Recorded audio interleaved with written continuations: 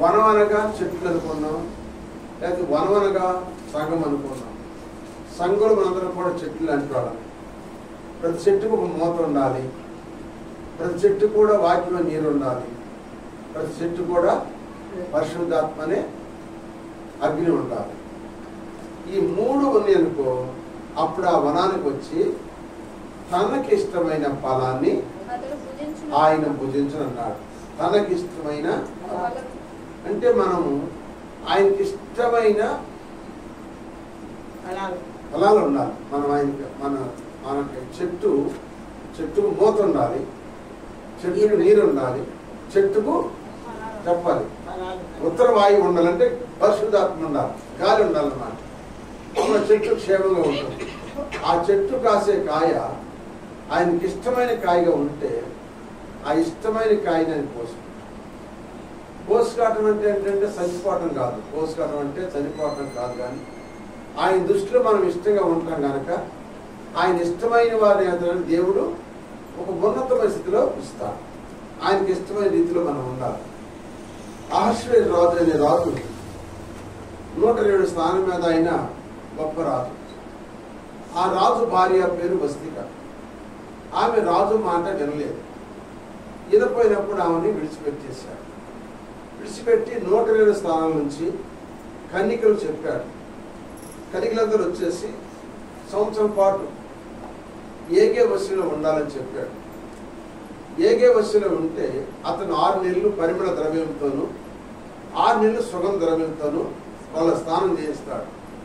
సంవత్సరం అయిన తర్వాత ఆ ఏగే కట్టిన వస్త్రధారణ బట్టి రాజు దగ్గరికి వెళ్తే రాజుకి ఇష్టమైతే వాళ్ళని వివాహము చేసుకుంటాడు. ఆయనకి ఇష్టమైతే, ఆయనకి ఇష్టం కావాలని ఆ చాటింపు వేసినప్పుడు 107 స్థానం నుంచి కన్యకలందరూ వచ్చారు. ఆ కన్యలందరూ శోషాల కోటలోకి వచ్చి సంవత్సరం పాటు ఉన్నారు. వాళ్ళ స్థానాలకు ఏంటి? సుగంధ ద్రవ్యాలు, పరిమళ ద్రవ్యాలు, ఇవన్నీ కూడా వారికి ఇచ్చారు. ఆ ద్రవ్యాలతో వారు స్నానాలు చేసి ఆ సబ్బులతో సువాసనగా మంచి భోజనం తిని వాళ్ళు రూపురేఖలు మారిపోయేటట్టుగా ఉన్నారు. సంవత్సరం అయిన తర్వాత అప్పుడు ఒక్కొక్కళ్ళు వెళ్ళారు రాజుగారి. ఎవరి మీదకి మనసు వెళ్ళలేదు, ఎందుకంటే వాళ్ళ మీద ఆయనకి ఇష్టము. ఇప్పుడు ఆఖరికి ఎవరు వెళ్ళారు? ఇస్తరు వెళ్ళింది.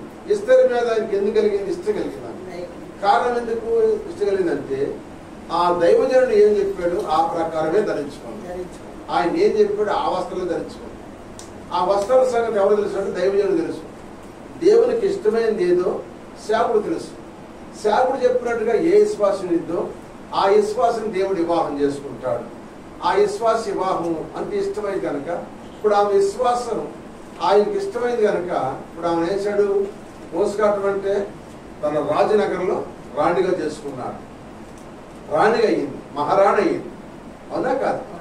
అలాగే మనం కూడా తనకి ఇష్టమైన ఫలంగా ఉంటే తప్పక మనను కూడా దేవుడు వేస్తాడు. చెప్పండి, ఆయనకి ఇష్టమైన రీతిలో మనల్ని ఆశీర్వదిస్తాడు. మనిషికి మనిషికి ఎన్నో రకాల ఇష్టాలు ఉంటాయి. దేవునికి కూడా ఇష్టం ఉంది. దేవునికి ఇష్టమైన రీతిలో మనం బ్రతకాలి. దానికి వాక్యం మనకు ఆధారం. ఇప్పుడు తనకి ఇష్టమైన ఫలం కోసుకుంటా అన్నారు. ఆయనకి ఇష్టమైన ఫలం ఏంటంటే ఒక మాట మీకు జ్ఞాపకం చేస్తాను. గలతీ రాసిన పత్రిక 5వ అధ్యాయం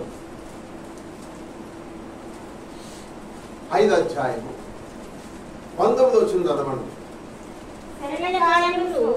స్పష్టమై ఉన్నది. అవి ఏవనగా జారత్వం, అపవిత్రత, కాముకత్వం, విగ్రహారాధన, అభిచారం, ద్వేషము, కలహం, మత్సరము, క్రోధము, కక్షలు, భేదములు, విమతములు, అసూయలు, మత్తతలు, అల్లరితో కూడిన ఆటపాటలు మొదలైనవి. వీటిని గూర్చి నేను మునుపు చెప్పిన ప్రకారము వాటిని చేయువారు దేవుని రాజ్యమును స్వతంత్రించుకొనరని మీతో స్పష్టంగా చెప్పుచున్నాను. తర్వాత 22వ వచనం. అయితే ఆత్మఫలమేమనగా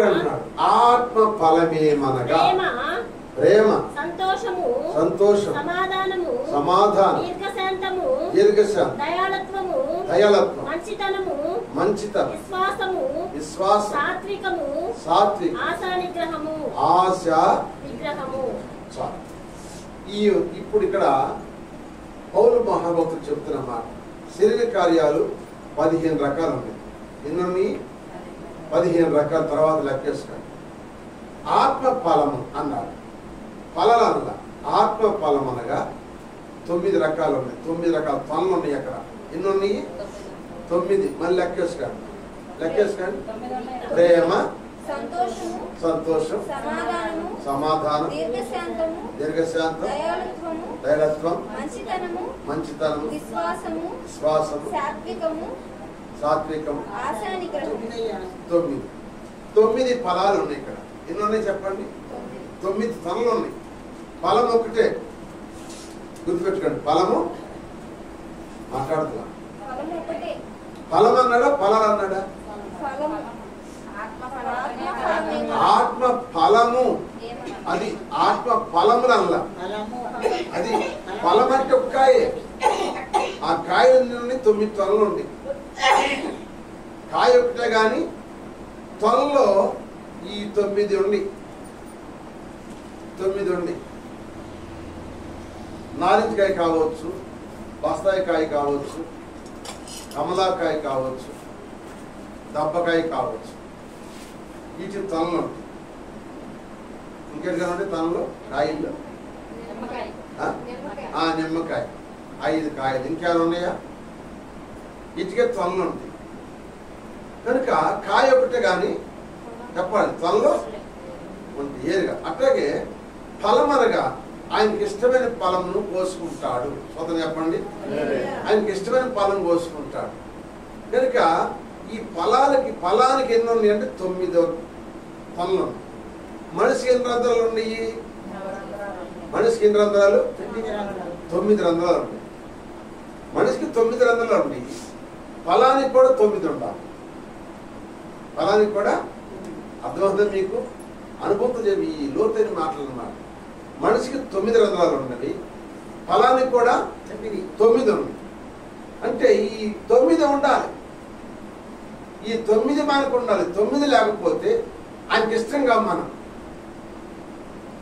ఆయనకి ఇష్టం కావాలంటే కోసుకోవాలి. ఆయన కోసుకోవాలి. వచ్చి కోసుకోవాలంటే ఈ 9 పనులు ఉండాలి. స్వతం చెప్పండి. అందుకని భక్తుడు రాశాడు పాట. నమ్మకు జీవ దానిమ్మ ముళ్ళు తుమ్మ కంప, నమ్మకు జీవ దానిమ్మ ముళ్ళు తుమ్మ కంప, నమ్మకు జీవ 9 రంధ్రముల బొమ్మ ఘనమైనది తోలు బొమ్మ, 9 రంధ్రముల బొమ్మ ఘనమైనది తోలు బొమ్మ. ఏ కష్టము వచ్చిన గాని దమ్మిడి లాభము ఇవ్వదు, ఏ కష్టము వచ్చిన గాని దమ్మిడి లాభము ఇవ్వదు. నమ్మకు జీవ దానిమ్మ ముళ్ళు తుమ్మ కంప, నమ్మకు జీవ. రకరకాల నగల పెట్టి పక్కపక్కలు వేవు గాని, రకరకాల నగలు పెట్టి పక్కపక్కను వేవుగా, పక్కపక్కను వేవుగా ఫలితము లేదు జీవ, పక్కపక్కను వేవుగా ఫలితము లేదు జీవ. నమ్మకు జీవ దానిమ్మ ముళ్ళు తుమ్మ కంప, నమ్మకు జీవ. నమ్మద్దు. ఇది ఎటువంటిదంట? తుమ్మ కంప లాంటిది. ఎటువంటి చెప్పండి? దానిమ్మ ముళ్ళు అంటే దానిమ్మ ముళ్ళు. ఇది ఒక ముళ్ళు లాంటిది, తుమ్మ కంప లాంటిది. దీన్ని నమ్మకూడదు. ఈ 9 రంధ్రాలు ఉన్నాయి దీనికి. ఇది ఘనమైన తోలు బొమ్మ. ఏ రంధ్రానికి బాధ వచ్చినా మూలకొచ్చాక దమ్ముడి పని చేయలేదు. చేసిద్దా? దమ్ముడి పని చేయలేదు. అన్ని బాగుంటే అదిరి పడతా ఉంటాం, బాగపోతే పడిపోతాం. అందుకే 9 రంధ్రాల బొమ్మకి ఇక్కడ ఆత్మ పరమేనగా ప్రేమ, మాట్లాడతలా ప్రేమ, సంతోషం, సమాధానం, దీర్ఘశాంతం, దయాళత్వం, మంచితనం, విశ్వాసం, సాత్వికం. ఈ ఉండాలి. ఈ 9 ఈ మానవుడికి 9 ఉంటే అది ఆత్మ ఫలము, అది ఆయనకి ఇష్టమైన ఫలము. సోదరు చెప్పండి, ఎవరికి ఇష్టమైంది? యేసయ్యకి ఇష్టమైంది. కనుక యేసయ్యకి ఇష్టమైన ఫలాలు 9 రకాలు ఉన్నాయి. నేను ఈ రాత్రి ఒక ఫలం చెప్పి ప్రార్థన చేస్తాను. సోదరు చెప్పండి. మొట్టమొదటి ఫలం అంటే ఫలాలు అంటే ఇప్పుడు జలాలు వస్తే మనం ఏం తింటాం? ధాన్యం ఫలాలు తింటాం, యాపిల్ పండ్లు, లేకపోతే బత్తాయిలు, ఇంకా నారింజకాయ అంటే ఏ తింటా ఉంటాం. ఈ శరీరంలో మనం తినే ఫలాలు. దేవుని ఫలాలు ఏంటంటే ఈ ఫలాలు కాదు, ఆత్మ సంబంధమైన ఫలాలు కావాలి. ఆత్మ సంబంధ ఫలాల్లో 9 రకాల ఫలాలు. ఒక ఫలాన్ని మీకు జ్ఞాపకం చేస్తాను. చూడండి, మత్తయి సువార్త 3వ అధ్యాయము 7వ వచనం. మత్తయి సువార్త 3వ అధ్యాయం 7వ వచనం. పరిసయ్యులు సద్దుకయ్యులు అనేకులు బాప్తిస్మం పొందుటకు వచ్చి చూసి అన్నాడు, సర్పసంతానమా రాబో ఉగ్రతను తప్పించుకొనుటకు మీకు బుద్ధి చెప్పిన వాడెవడు? అసలు మీకు బుద్ధి చెప్పిన వాడెవడు? మారు మనసుకు తగిన ఫలము ఫలించుడి. మారు మనసు తగిన ఫలము ఫలించుడి. ఇది మొట్టమొదటి ఫలం. ప్రార్థన చేసుకుందాం. ప్రేమల తండ్రి, దయగల నాయన, మీకు వందనాలు, స్తుతులు, స్తోత్రాలు చెల్లిస్తున్నాం. గత శనివారం రాత్రి మాకు వనాన్ని గురించి బోధించేవాడు. వనానికి మూత ఉండాలి, వనానికి నీరుండాలి, వనానికి పరిశుద్ధాత్మ కాపుదలు ఉండాలి. ఆ 3 ఉన్నప్పుడు మీకు ఇష్టమైన ఫలం కోసుకుని మీరు భుజిస్తారని మాకు తెలియజేసేవయ్యా. కనుక ఆ ఇష్టమైన ఫలం గురించి ఇప్పుడు ప్రభువా మేము చూసాం. ఆ ఫలం ఏంటంటే నాయన 9 రకాల ఫలం. ఆ 9 రకాల భావాలు ఏంటో నాయన, ఈ మానవుడు కూడా 9 రంధ్రాలు చేసి మనిషిని బ్రతికించే ప్రభు. ఈ 9 రంధ్రాల్లో ఏది మూతపడిపోయినా మానవుడు బ్రతకలేడయ్యా. కనుక ఈ 9 రంధ్రాలు అన్ని పనిచేస్తుంటే మానవుడు ఆరోగ్యంగా ఉంటాడు. ఏ రంధ్రం మూయబడిపోయినా అయ్యా ఆ వ్యక్తి నష్టపోతాడు, బాధపడతాడు, సొమ్మగిలిపోతాడు, ఎంతో పనికిరాకుండా పోతాడు ప్రభు. అలాగే ప్రభు ఆయన ఈ ఆత్మ ఫలమని ఈ ప్రేమ, సాత్వికం, మంచితనం, ఆశ నిగ్రహం, దైవత్వం, నాయన మంచితనము ఇవన్నీ మాలో ఉండాలి ప్రభు. మాలో ఉండకపోతే నువ్వు కోసుకోవు. ఇవన్నీ మాలో ఉంటే కోసుకుంటావు. ఆనాడు ఇస్తే నువ్వు రాణిగా చేసావు కదా. ఆమెలో ఉన్నాయి కనుక ఆమె నీకు ఇష్టమైంది. ఆమె దైవజనుడు మాట ఉంది, అందుకే ఆమె ఇష్టమైంది కనుక రాజుకి ఇష్టమైంది. రాజు సంతోషపడ్డాడు, ప్రజలందరూ ఇష్టమైంది. దయాదాక్షిణ్యం పొంది ఒక పేద బిడ్డ నాయన మహారాణిగా మార్చబడి తన వారందరూ రక్షించుకుంటారు. అలాగే ప్రభువా మీకు ఇష్టమైన ఫలంగా మేము ఉంటాను. మాలో ఈ రాత్రి ఒక ఫలం గురించి మాతో సూటిగా మాట్లాడయ్యా. యా ఏదో చెప్పుని పాటలు కాదయ్యా, ఈ మాటలు అగ్ని వంటివి, మీ మాటలు బండం బదలు శుద్ధి వంటివి. ఈ మాటలు విని వాటి ప్రకారం జీవిస్తేనే మా జీవితాలు క్షేమం ఉంటాయి. మేము విని వాటిని నడిచిపెడితే మా జీవితాల్లో క్షేమం ఉండదయ్యా, క్షేమం ఉండదయ్యా. మేము క్షేమంగా ఉండాలంటే ఈ మాట చొప్పున బాధ్యత దయచేయండి. ఈ రాత్రి నాతో మాతో బిడ్డలందరితో మీరే మాట్లాడమని యేసుక్రీస్తు నామమున అడుగుతున్నాను తండ్రి, ఆమేన్. హల్లెలూయా, హల్లెలూయా, హల్లెలూయా. అందరూ హుషారుగా ఉన్నారు, చాలా సంతోషం. ఒక మాట చెప్తారు. ఇక్కడ ఏమన్నాడు? యేసు ప్రభు వారికి ముందు 6 నెలల ముందు పుట్టాడు. ఎవరైనా బాప్తిస్మం ఇచ్చే యోహాను. యోహాను బైబిల్ 5 ఉన్నారు. ఈ యోహాను గారు బాప్తిస్మం ఇచ్చే యోహాను గారు. ఈ బాప్తిస్మం ఇచ్చే యోహాను గారు అరణ్యంలో కేకలేసుకుంటూ వస్తున్నాడు. పరలోక రాజ్యము సమీపించింది, మారు మనసు పొందుమని చెప్తున్నాడు. యోదయ అంటే శుద్ధించేవారు, అరణ్యం అనగా లోకంలో ఉన్నవారు. ఈ లోకంలో ఉన్న వారికి కేకలేసుకుంటా సువార్త బోధిస్తూ వస్తున్నాడు. ఆ బోధిస్తున్నప్పుడు పరిసయ్యులు, సద్దుకయ్యులు అనేకులు బాప్తిసం పొందడానికి వచ్చారు. ఏం చేశారంట? ఈయన బాప్తిసం ఇచ్చే యోహాను, ఈయన చెప్పే మాటలు వాస్తవేను. ఇవన్నీ ఎవరి ద్వారా చెప్పిన మాటలు అంటే యెషయా ద్వారా చెప్పిన మాటలు, ప్రవక్త యెషయా ద్వారా చెప్పిన మాటలు. కనుక ప్రవక్తలు ఎదుగున్నారు కనుక, పూర్వదినాల్లో ప్రవక్తలు ఎదుగున్నారు కనుక వాళ్ళు చెప్పిన మాటలు వినాలని బాప్తిసం మందిరానికి వచ్చారు. సోదరు చెప్పండి. బాప్తిసం మందిరానికి వచ్చినప్పుడు వీళ్ళెవరు? పరిసయ్యులు, సద్దుకయ్యులు. సద్దుకయ్యులు అనే వాళ్ళు ఏంటంటే పునరుద్ధానం ఆదివారం లేదనేవాడు సద్దుకయ్యులు. పునరుద్ధానం ఉందంటారు పరిసయ్యులు, కానీ యేసుప్రభు దేవుడు అని మాత్రం వాళ్ళు నమ్మరు. అందుకని ఈ పరిసయ్యులు సద్దుకయ్యులు వచ్చేటప్పుడు బాప్తిసం మాట్లాడు ఎవరినని, అప్పుడు ఆయన చూసి అంటాడు, సర్ప సంతానమా అన్నాడు. ఏమని చెప్పండి? సర్ప సంతానమా, రాబోతున్న విపత్తు గురించి తప్పించుకోవటకు మీకు బుద్ధి చెప్పిన వాడెవడు? మీరు ఎవరు? ఏ సంతానం? మీరు సర్ప సంతానం. మీరు దేవుని సంతానం కాదు, అబ్రాహాము సంతానం కాదు, మీరు సర్ప సంతానం అన్నాడు. అంటే సాతాను సంతానం. ఇప్పుడు మీకు బాప్తిసం పొందాలంటున్నారు. రాబోతున్న బ్రతి గురించి మీకు బుద్ధి చెప్పిన వాడేవాడు? మీరు మారు మనసు దగ్గర ఫలము ఫలించాలి అన్నారు. ఇలా ఏం లేదంట, మారు మనసు లేదు కానీ బాప్తిసం కావాలి. ఏం కావాలి చెప్పండి? మారు మనసు లేకుండా బాప్తిసం పొందితే అక్కడ యోహాను గారు ఏం చెబుతున్నాడు? మీకు మారు మనసు లేదు కదా, మారు మనసు లేకుండా బాప్తిసం విన్నారేంటి? మీకు ఎవడు బుద్ధి చెప్పాడు అసలు? మీరు మారు మనసు దగ్గర ఫలము ఫలించండి, అప్పుడు మీరు మేలు పొందుకుంటారని చెప్పాడు. స్వతంత్రం చెప్పండి. ఏ ఫలం అంటే ఇది? మారు మనసు అనే ఫలము. మారు మనసు అంటే చెప్పండి. మారు మనసు అంటే మనసు మార్చుకోవటమే మారు మనసు, అంతేనా? కళ్ళు తాగేవాడు కళ్ళు మానేస్తే మారు మనసు, దొంగతనం చేసేవాడు దొంగతనం మానేస్తే మారు మనసు, అమ్మా బూతులు ఎవరు బూతులు ఆడుకోవడం మానేస్తే మారు మనసు. అవునా? చెప్పండి.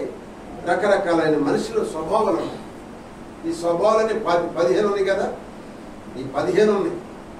15 కాదు, ఇంకా చాలా ఉన్నాయి, చాలా ఉన్నాయి. ఇవన్నీ కూడా ఇవన్నీ మారితే మారు మనస్సు. మారు మనస్సు అంటే మనస్సు మార్చుకోవటమే మారు మనస్సు. విగ్రహాలను మాని ప్రభు దగ్గరికి వస్తే మారు మనస్సు.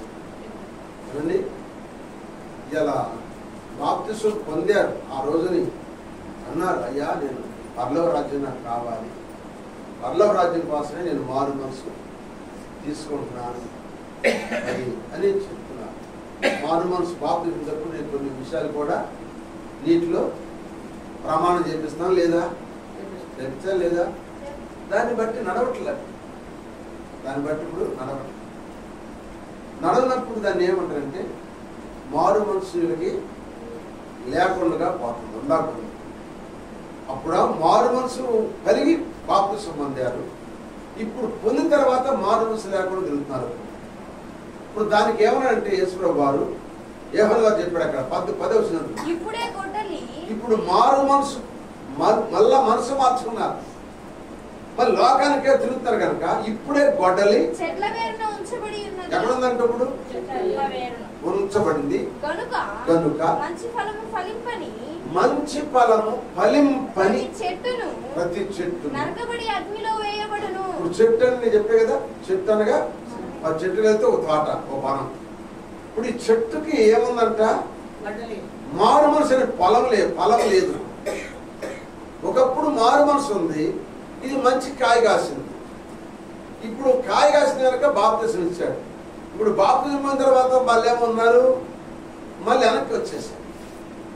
ఏం ఫలాలు లేవు, ఏం లేవు ఫలాలు లేవు. ఇప్పుడు దానికి బదులు ఏం పెట్టాడు? ఇప్పుడు అది ఎప్పుడు అడుగుతాడు? అది తెలియదు. ఎప్పుడు అడుగుతాడు? ఎవరిని ఎప్పుడు అడుగుతాడు? ఎప్పుడు తీసుకెళ్తాడు? ఎవరికి తెలియదు. హల్లెలూయా. ఎప్పుడు అడిగేస్తాడు? ఎవరు తెలుసు? ఇక్కడ వాక్యం చెప్పమన్నాడు దేవుడు, అంతే. దేవుడు వాక్యం పరిశుద్ధాత్ముడు మాట్లాడుతున్నాడు. పరిశుద్ధాత్ముడు మాట్లాడుతున్నప్పుడు మనం మారు మనసు పొందేమే, మనం మారు మనసు పొందాం కదా.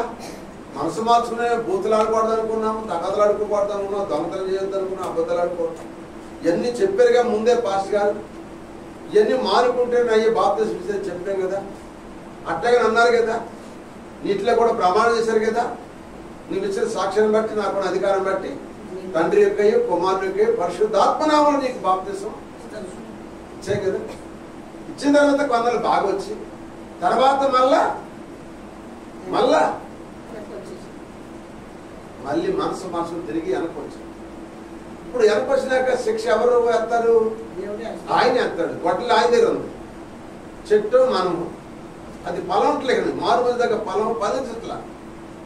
ఆ మొదటి ప్రార్థన, ఆ మొదటి ఆసక్తి, ఆ మొదటి ఉద్యోగం, ఆ మొదట క్రమంగా రావటం లేదు కనుక ఇక ఆ ఫలాన్ని వేస్తాడు. ఆ చెట్టు సరిగా ఫలించలేదని దాని వేస్తాడంట నరికేస్తాడు. అందుకని చెట్టు వేరున గొడ్డలి ఉంచబడినది, మంచి ఫలము ఫలింపని ప్రతి చెట్టును. చెట్టు వేరున గొడ్డలి ఉంచబడినది, మంచి ఫలము ఫలింపని ప్రతి చెట్టును. నరికి అగ్నిలో వేయును యేసు ప్రభువు, నరికి అగ్నిలో వేయును యేసు ప్రభువు. మనసు మార్చుకో నీవు, మంచి నడక నేర్చుకో. మనసు మార్చుకో నీవు, మంచి నడక నేర్చుకో. ఆయనతో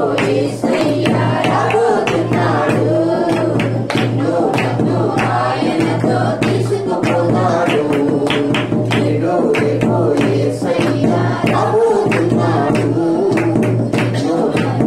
ఆయనతో తీసుకుపోతాడు.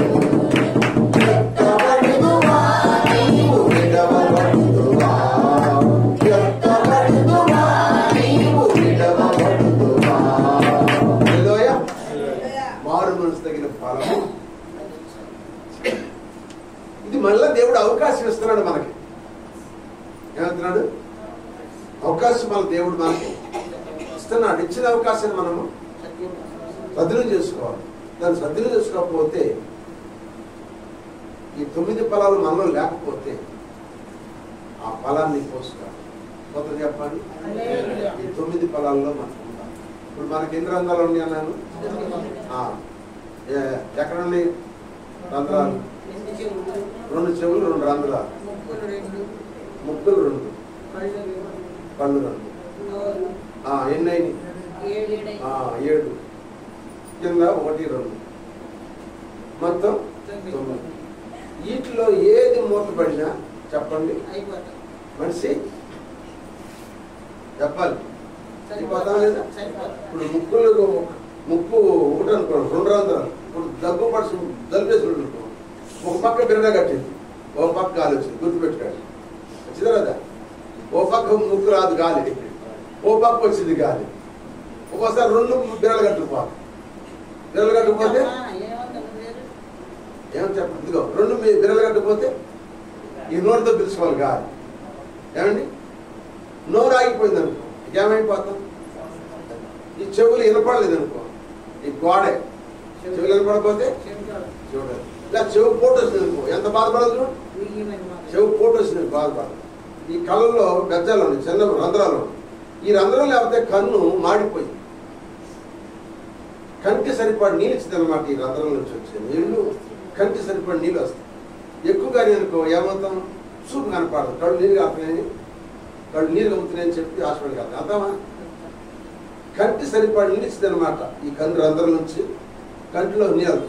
కన్ను ఒకసారి ఈ రంధ్రం ఆగిపోయింది అనుకో, నీరు లేకపోతే కన్ను ఏమైందంటే ఎండిపోయినట్టుగా, కన్ను ఎండిపోయినట్టు కూడా ఇప్పుడు గమనించలేదు. కన్ను ఏదో నొప్పిగా ఎండిపోయినట్టుగా, ఏదో పొర అంటే నీళ్ళు లేగినట్టుగా ఎండిపోయినట్టుగా ఉంటుంది అన్నమాట. అన్నిటికీ దేవుడు రంధ్రాలు ఎందుకు పెట్టింటే అన్ని బాగుంటేనే మనిషి బాగుంటాడు. అలాగే ఆత్మ ఫలములో కూడా ఈ 9 ఫలాలనే, ఈ 9 ఐటమ్స్ ఉంటాయి. ఆయనకి ఇష్టమైన ఫలం ఉంటాం కనుక భూలోకమందు ఆయన ఆశ్రయిస్తాడు, పరలోకమందు ఆయన రాజ్యం ఇస్తాడు. సోదరు చెప్పండి. అందుకని మనం మారు మనసు తగిన ఫలము ఫలించాలి. మారు మనసు మార్చునే కదా బాప్తిజం పొందింది. మళ్ళీ లోకానికి వెళ్తే దానికి ఎవరు బాధ్యులు? సేవకుడు బాధ్యుడా? చెప్పండి. నీవే బాధ్యుడు. నీకు తెలియక కాదుగా, వాక్యం తెలియపరచకూడదు, వాక్యం నీకు బయలుపరచకూడదు, వాక్యం నీతో మాట్లాడుతున్నప్పుడు వాక్యం నాది కాదనుకోమ్మా, ఇది నా గురించి అని దాన్ని మనసు మార్చుకో. దేవుడు నిన్ను ఆశీర్వదించుగాక. హల్లెలూయా. దేవుడు ఆశీర్వదిస్తాడు. మార్చుకుంటే ఆశీర్వాదం ఉంటుంది, మార్చకపోతే ఆశీర్వాదం లేనే లేదు. ఎందుకని మారు మనసు తగిన ఫలం. అంటే మారు మనసు అనేది రావడానికి ఈ కన్నే అన్నిటికీ పాడైపోయింది. ఏంటంటే మన దేహాన్ని అవయవాలన్నీ పాడైంది కన్నే. ఈ కంటిని ఎవరైతే అదుపులో పెట్టుకుంటారో అప్పుడు అంత అదుపులోకి వచ్చేస్తుంది. ఈ కన్ను చాలా చెప్పండి, కన్ను చెడది. ఈ కన్ను చెడదు కనుక దేహం అంతా చెడిపోతుంది. ఈ కన్ను మీద దేహం అంతా చెప్పండి బాగుంది. అందుకే ఈ కన్నును అదుపులో పెట్టుకోవాలి. ఈ కంటి గురించి భక్తులు ఏమంటాడు? 31వ కీర్తన 31 అధ్యాయము మొట్టమొదటి నేను నా కన్నులతో చూడండి ఇక్కడ అంటాడు, నేను నా కన్నులతో నిబంధన చేసుకుంటుని. ఏ నిబంధన చేసుకుంటున్నాడు? కన్యకను నేను ఎలాగ చూచుదును. నిబంధన అంటే వాగ్దానం చేసు దేవుని దగ్గర ఒప్పుకుంటున్నాడు. అయ్యా నా కన్నుతో నేను నిబంధన చేసుకుంటున్నా. ఏమని నిబంధన చేసుకున్నాను? కన్యకను నేను ఎలా చూస్తాను? నేను అలాగూ చేస్తే దేవుని ఆజ్ఞ ఏమగును అంటే దేవుడు చెప్పిన ఆజ్ఞ ఏమైంది? నేను చెప్పే కదా, కన్యకుడు చెప్పే కదా. మోహపు చూపు చూడటమే పాపం అన్నాడు. ఆ చూపు చూస్తేనే పాపం అన్నాడు. అందుకే ఇప్పుడు ఏ భక్తులు ఏమన్నాడంటే, నా కన్యతో నేను నిబంధన చేసుకున్నా. నేను కన్యకని ఎలా చూస్తాను? అలా చేస్తే దేవుని ఆజ్ఞ ఏమవుతుందా మీద? ఆ స్వాస్థ్యం నాది కదా. ఉన్నత స్థలంలో ఉన్న స్వాస్థ్యం ఎవరిది? నాది. దేవుడు మనకు ఉన్నత స్థలం ఇచ్చాడు, ఆ స్వాస్థ్యం మనకి ఇచ్చాడు. ఆ స్వాస్థ్యం మనం కాపాడుకోవాలంటే కంటితో నిబంధన చేసుకోవాలంట. ఏమని కంటితో నిబంధన? నేను పాపంతో చూడకూడదు. సోదరు చెప్పండి అని అంటాడు. ఏమంటాడు? 9వ వచనంలో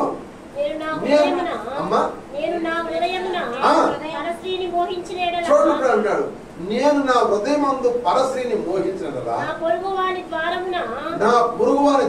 నేను పొంచి ఉన్నలా నా భార్య ఎవరు తరలిసిద్దంట? ఏరొకరి ఇంట్లో తరలిసిద్దంట. ఇతరులు చూసామండి ఎంత నిబంధన చేసుకున్నాడు. కంటితో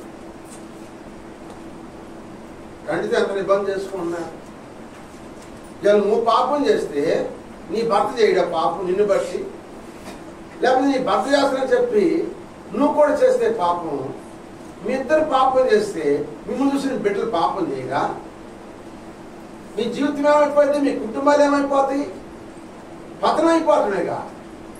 ఆ పరమ స్వాస్థ్యం మనకు స్వాస్థ్యంగా ఇచ్చిన ఆ ఉన్నత స్థలం అనే స్వాస్థ్యం పొగట్టుకుంటాం కదా. మనం దాన్ని పొగట్టులో ఉండాలంటే మన కంటిని మనం ఏం చేయాలంట?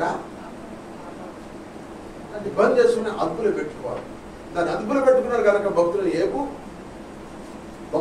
అదుపులో పెట్టినాడు కనుక పరస్త్రీని ఏ మోహం చూపు చూడలేదు. నేను ఒకవేళ చూస్తే నా భార్య ఏదో తరలిస్తుంది, పొరుగుడు వచ్చి నా భార్యను కూడేస్తాను, సేవిస్తాను. నాకు అలా వద్దు ప్రభా, నీ పరమ స్వాస్థ్యం నాకు కావాలి, ఆ ఉన్నత స్థలం నాకు స్వాస్థ్యం కావాలి అని ప్రార్థన చేసుకున్నాడు. పరస్త్రీని తల్లిగా చూశాడు, పరస్త్రీని చెల్లిగా చూశాడు, పరస్త్రీని కూతురుగా. పురుషుడు కూడా అలా చూసినప్పుడు స్త్రీ కూడా ఏం చేయాలి చెప్పండి? పర పురుషుణ్ణి తండ్రిగా, అన్నగా, బిడ్డగా ఇలా చూసి మనం నిజమైన మారు మనసు ఫలం మనం ఫలిస్తే ఇది ఆయనకి ఇష్టమైన ఫలము. హల్లెలూయా. ఇది ఇష్టమైన ఫలం. ఈ ఫలము ఈ కంటిని కాపాడుకుంటే నీకు దేవుడు ఏం గెలిచి చెప్పండి? ఆమె తిట్టిన భార్య కొట్టాడా, తిట్టాడా? ఎందుకని? ఆమె కావాలి, నాకు భార్య కావాలి, నా దేవుడు మళ్ళీ నాకు ఉన్నత స్థితి ఇవ్వబోతున్నాడు అని భార్యతో ఉన్నాడు. 10 మంది బిడ్డలు పోయిన, దేహం అంతా చెడిపోయిన, మళ్ళా దేహానికి దేవుడు మంచి ఆరోగ్యం ఇచ్చాడు, కురుపులు పోని అన్ని పోని మంచి యవ్వన వయసు, యుక్త వయసు వచ్చింది. మళ్ళీ భార్యతో కాపురం చేసి 10 మంది బిడ్డలకి అన్నాడు. 140 సంవత్సరాలు బతికాడు. 4 తరాల బిడ్డల్ని చూశాడు. భూసమైన పరమంది స్వాస్థ్యం సంపాదించుకున్నాడు, అనుభవించాడు. పరలోక సంబంధించిన స్వాస్థ్యం కూడా ఉన్నత స్థలంలో అయినా ఉన్నాడు. స్వతం చెప్పండి. అంటే మనం కూడా అట్లాగే ఉండాలి, మనం కూడా అట్లాగే ఉండాలి. చాలా సుఖము, జీవితం నాశనం అయిపోయింది, పాడైపోయింది. జాగ్రత్తగా ఉండాలి మనం, జాగ్రత్తగా. ఎందుకంటే మారు మనసు తగిన ఫలం అంటే ఆయనకి ఇష్టమైన ఫలం ఏంటంటే మొట్టమొదట మారు మనసు. ఒకవేళ నువ్వు ఇప్పుడు దావీదు చాలా భక్తిపరుడే. దావీదు గారు చాలా భక్తిపరుడు కనుక దావీదు సింహాన్ని చంపాడు, ఎలుగుబండిని చంపాడు, 6 మంది జాని గోలియాను చంపాడు, 7 తన శత్రులందరూ చంపేశాడు. గొప్ప భక్తుడే. కానీ ఏమైంది చెప్పండి? రాజు అయిన తర్వాత మిద్ది మీదకి వెళ్ళి చూడరాని దృష్టి చూసి ఏం చేశాడు చెప్పండి? పాపం చేశాడు. ఆ పాపాన్ని బట్టి ఎంత శాపం అనిపించాడంటే ఆమె రహస్యంగా పాపం చేశాడు. తన భార్య కంట పట్టపగలే పరాయి రాజులు వచ్చి చూస్తుండగానే కట్టుకున్న భార్యతో సేవించాడంట. చూసారండి ఎంత శాపం అనిపించాడు తెలుసా? పట్టపగలే వాయు వర్ష లేకుండా బిడ్డలు పాపాలు చేశారు. 4 బిడ్డలు చచ్చిపోయారు. 7 సంవత్సరాలు ప్రార్థన చేశాడంట దావీదు గారు. కన్నీరు తన పరుపు పుట్టుకుపోయేంత ప్రార్థన చేశాడంట. ఆ ప్రార్థన చేస్తే ఆ ప్రార్థన కన్నీరంతా గుడ్లో కొలిసి అప్పుడు దావీదుని క్షమించండి. ఎంత నష్టపోయాడు తెలుసా? ఎంత అవమానపడాడు తెలుసా? రాజు అయ్యిండు, రాజు భార్యని పరాయి రాజులు వచ్చి పాడు చేస్తుంటే ఎంత అవమానం, ఎంత అవధించుడంటే శాపం అనుభవించాడు. ఒక్క తప్పు చేసినందుకు శాపం అనుభవించి 7 సంవత్సరాలు ఏడ్చాడంట. దేవుని స్తోత్రం, హల్లెలూయా. మా కాలు బురదలో పెట్టొద్దు, పెట్టినాక కడుక్కోవాలి, కాలు జాగ్రత్త చేసుకోవాలి. స్తోత్రం చెప్పండి. కాలుని జాగ్రత్త చేసుకోవాలి, నోటిని జాగ్రత్త చేసుకోవాలి, చూపుని జాగ్రత్త చేసుకోవాలి. మనకి 9 రంధ్రాల బొమ్మ, ఘనమైన తోలు బొమ్మే అదిరిపడిది కాస్తే కొనాలి, ఏదైనా తెద్దుపని రాదు. అందుకని మనం మారు మనసు తగిన ఫలము ప్రతి ఒక్కరము ఫలించాలి. మారు మనసు కలిగిన ఫలం ఫలించకపోతే గొడ్లని చేతిలో ఉంది, చెట్టు మనమే. ఆయన ఎప్పుడు నరికి అగ్గిలు వేస్తాడు ఎవరికి తెలీదు. హల్లెలూయా. తెలీదు. అందుకే మారు మనసు పొందాలి. హల్లెలూయా. వినిపించుచుండెను శృంగనాదం, సునాద కాలం సమీపించెను. వినిపించుచుండెను శృంగనాదం, సునాద కాలం సమీపించెను. కాలము సంపూర్ణమై ఉండెను, కాలము సంపూర్ణమై ఉండెను. దేవుని రాజ్యము వచ్చుచుండెను, దేవుని రాజ్యము వచ్చుచుండెను. మారు మనసు సోదరా, తరుణం ఇదేరా ఓ మానవా. మారు మనసు పొందు ఓ సోదరి, తరుణం ఇదేరా ఓ మానవా. వినిపించుచుండెను శృంగనాదం. హల్లెలూయా. ఇంకా మారు మనసు దగ్గర ఫలం మనం ఫలించాలి. వచ్చే శనివారం నుంచి మళ్ళా 2వ శనివారం వరకు దిద్దుబాటు కోటాలు. స్వతంత్రం చెప్పండి. వచ్చే శనివారం 27వ తారీఖు వచ్చింది. 27వ తారీఖు నుంచి 2వ శనివారం 11వ తారీఖు వచ్చింది. 15 రోజులు. ఆ 15 రోజులు కూడా దిద్దుబాటు కోటాలు ఉంటాయి. అందరూ కూడా దిద్దుకోవడానికి దేవుడు ఏర్పాటు చేసిన కోటాలను అందరూ పాలు పొంది దిద్దుకోవాలి. హల్లెలూయా.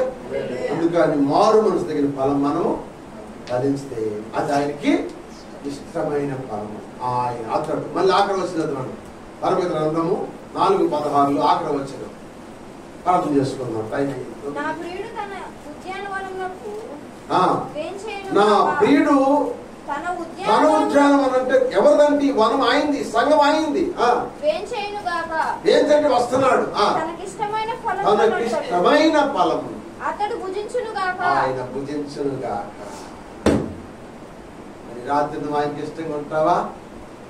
నువ్వు ఇష్టంగా ఉంటే ఆయన ఆ ఫలాన్ని నీ కోసుకోవడం అంటే నిన్ను దృష్టిలో పెట్టుకుని నీకు కావలసినన్ని భూలోకం నీకు ఇస్తాడు, కావలసినన్ని నీకు ఇస్తాడు. నీ కరువు తీరుస్తాడు, నీ అప్పులు తీరుస్తాడు, నీ సమస్యలు తీరుస్తాడు, నీ బాధలు తీరుస్తాడు, నీకు సమాధానం నెమ్మది కలిగిస్తాడు. పరలోక స్వాస్థ్యాన్ని దేవుడు నీకు రాసొచ్చి పెడతాడు. అందుకయ్యా నేను నీకు ఇష్టమైన ఫలముగా భుజించాలని ఆశపడుతున్నాను ప్రభువా, నా ఆస్తించండి. ప్రార్థన చేసుకుందాం. తనలో వంచండి, మోకరించండి, నోరు తెరిచి స్తుతించండి.